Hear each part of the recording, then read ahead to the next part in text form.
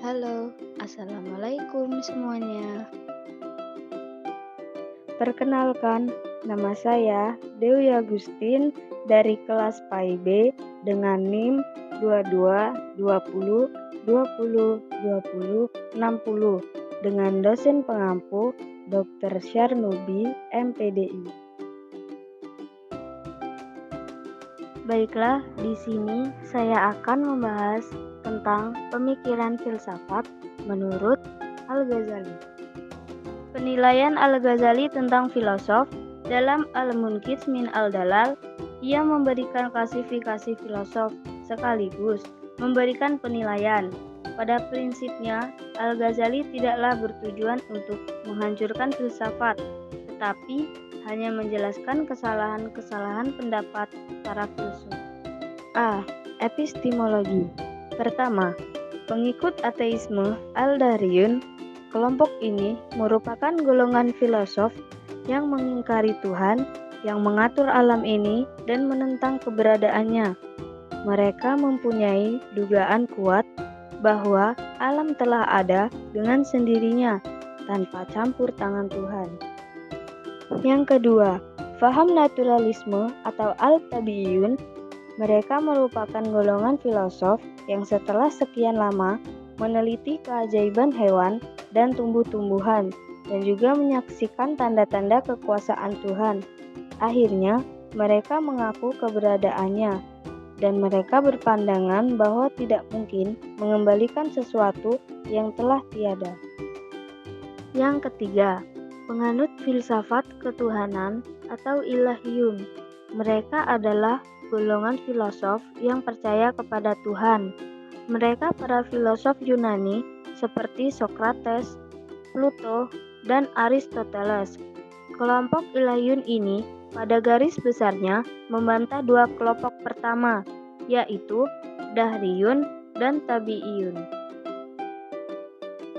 Pemikiran metafisika yang dibangun oleh Al-Ghazali tidak bisa lepas dengan masalah ketuhanan atau ilahiyat, dan Al-Ghazali dalam masalah ketuhanan dia banyak mengikuti dan membentengi dengan aliran Asy'ariyah.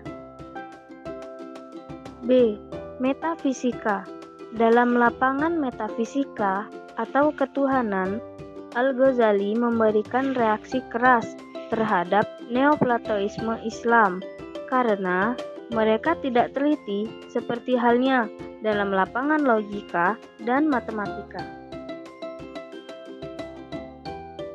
Menurut Al-Ghazali, dalam bukunya Tahafut al-Falasifah, para pemikir bebas tersebut ingin meninggalkan keyakinan-keyakinan Islam dan mengabaikan dasar-dasar pemujaan ritual dengan menganggapnya tidak berguna bagi pencapaian intelektual mereka. Kekeliruan yang dilakukan para filsuf ada 20 persoalan. Nah, di sini Al-Ghazali juga membagi manusia menjadi 3 golongan. Yang pertama, kaum awam, yang cara berpikirnya sederhana sekali. Yang kedua, kaum pilihan atau elek, yang akalnya tajam dan berpikir mendalam. Yang ketiga, kaum penengkar. Al-Ghazali dalam hal ini juga membagi manusia dalam 2 golongan besar, awam dan hawas, yang daya tangkapnya tidak sama. Kaum awam membaca apa yang tersurat, sebaliknya kaum hawas membaca apa yang tersirat. C. Jiwa. Manusia diciptakan menurut Al-Ghazali ialah diciptakan Allah sebagai makhluk yang terdiri dari jiwa dan jasad. Jiwa menjadi inti hakikat manusia. Istilah-istilah yang digunakan Al-Ghazali untuk itu adalah qalb, ruh, nafs, dan akal. Mengenai kekekalan jiwa, Al-Ghazali menegaskan bahwa sesungguhnya Tuhan dapat menghancurkan jiwa, tetapi ia tidak melakukannya. Nah, di sini akan ditampilkan untuk karya-karya Al-Ghazali yang diperkirakan mencapai 300 buah. Namun, di sini hanya sebagian yang dapat disebutkan, yang mana diantaranya adalah A. Maqasid al-Falsafah, tujuan-tujuan para filsuf. sebagai karangannya yang pertama dan berisi masalah-masalah filsafat. B. Tahafut al-Falasifah atau kekacauan pikiran para filsuf. Buku ini dikarang sewaktu beliau berada di Baghdad tatkala jiwanya dilanda keraguan-raguan. Dalam buku ini, Al-Ghazali mengecam filsafat dan para filsuf dengan keras. C. Mi'yar al-Ilm atau kriteria ilmu-ilmu. D.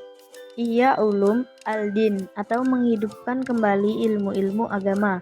Buku ini merupakan karya yang terbesar dikarangnya selama beberapa tahun dalam keadaan berpindah-pindah. E. Al-Munqidh min al-Dalal atau penyelamat dari kesesatan. Buku ini merupakan sejarah perkembangan alam pikiran Al-Ghazali sendiri dan merefleksikan sikapnya terhadap beberapa macam ilmu. Baiklah, cukup sampai di sini penjelasan dari saya. Saya akhiri. Wassalamualaikum warahmatullahi wabarakatuh. Terima kasih.